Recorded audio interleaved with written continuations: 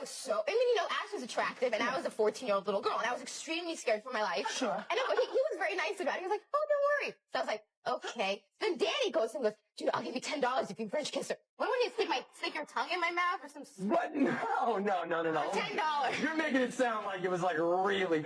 Okay, Dan, we had a little side bet going. Yeah. Like, Which was? It wasn't very as to whether or not, I think what makes it work is, Is that you're so freaking hot? No, is being able to do scenes with him and being in it with him. I mean, You're today so was an freaking extraordinary actor. Stop it Sorry, now. go ahead.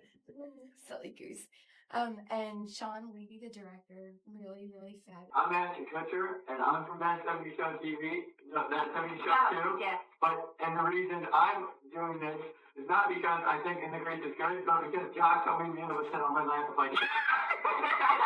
Ashton Kutcher's rise in Hollywood follows a familiar success story, starting out as a small-town model before becoming a major film and TV star, then shifting into tech investments and public activism. Over the years, each new phase of his career has been widely praised. However, actor Jim Caviezel has now stepped forward with serious claims about Kutcher, challenging that public image. According to Caviezel, Kutcher's friendly reputation may not reflect his true character. These remarks have brought renewed attention to Kutcher's associations with controversial personalities like Diddy, along with past remarks that drew criticism involving minors. As a result, public opinion is starting to shift, and his image is being re-examined more closely than ever. Puff and I blow the duff down. Hilary Duff is in Lizzie McGuire. She also has an album out.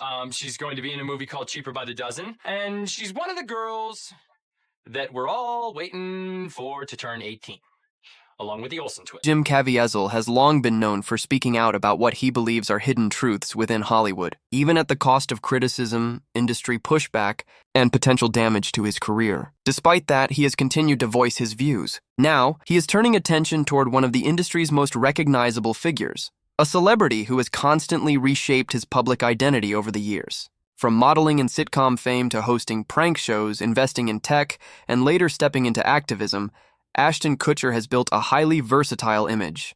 But with Caviezel's recent remarks, questions are being raised about who Kutcher really is beneath all those public roles and what exactly Caviezel claims to know about him. Oh, okay. Now I understand what we're up against.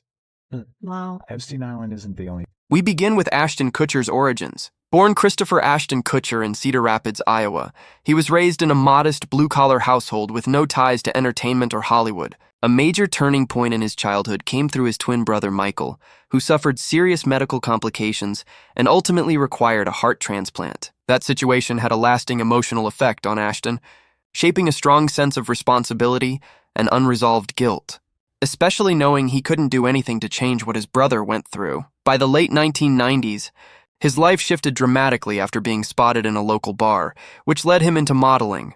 From there, he quickly rose to prominence as the face of major fashion campaigns, including brands like Calvin Klein and Abercrombie & Fitch. These campaigns weren't just about clothing. They promoted a bold, provocative image tied to youth culture and image-driven marketing.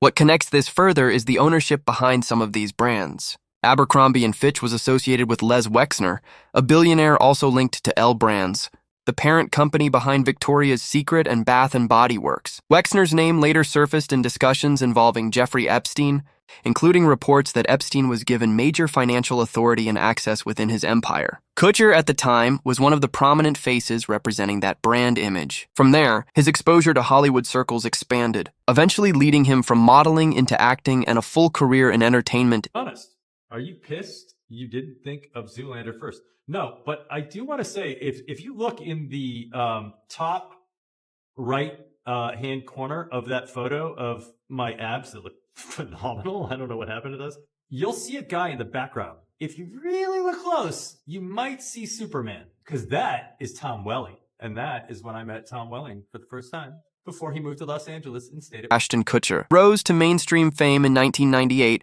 when he landed the role of Michael Kelso on That 70s Show. The sitcom became a major hit and helped him build strong industry connections, including with co-stars like Danny Masterson and Mila Kunis, who later became his wife. However, those associations later drew criticism, particularly due to Masterson's ties to Scientology and his later criminal conviction.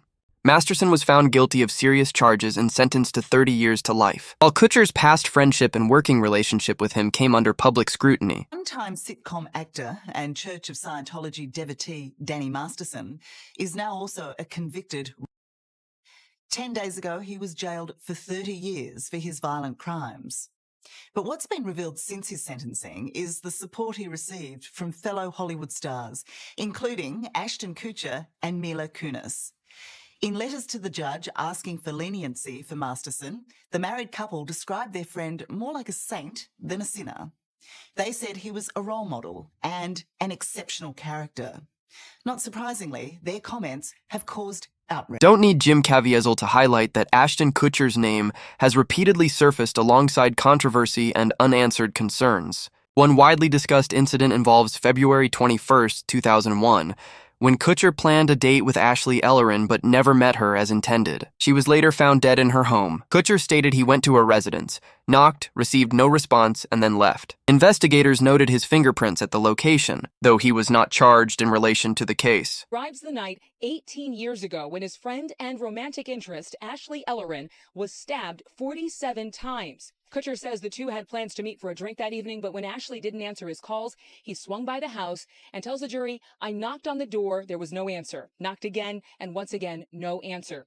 He adds, "At this point, I pretty well assumed she had left for the night and that I was late and she was upset." Ashton testifies that when he went to Ellerin's house, all the lights were on, adding, "It was a little bit of a mess. I saw what I thought was red wine spilled on the carpet," adding, "I didn't really think." The actor also admitted he was worried he would become a possible suspect. His fingerprints on the victim's door. Gargiulo's attorney, Daniel Nardoni, tells him, "Don't worry, you're not a suspect." Time, online theories, vague posts, and internet speculation have kept discussions about Ashton Kutcher circulating, although no verified evidence has ever connected him to any wrongdoing. Still, some continue to point to timing and circumstances that they find unusual. In one case, Kutcher was meant to meet Ashley Ellerin in 2001, but she was later found dead at her home. He said he visited, knocked, got no response, and left. His fingerprints were reportedly found at the scene, but he was not charged. Another frequently mentioned name is actress Brittany Murphy, who died in 2009. The official explanation listed pneumonia with additional health factors, though her death, and her husband's similar passing months later, has fueled ongoing public debate and alternative theories. While some online voices try to connect these events, no credible evidence has established any link. Still, commentators like Jim Caviezel suggest there may be a deeper pattern, even as authorities maintain there is no proven connection between these cases. That woman's was eventually found. I think he's known as the Hollywood Ripper. And Ashton's statements to the police and Ashton's statements on the stand were lies.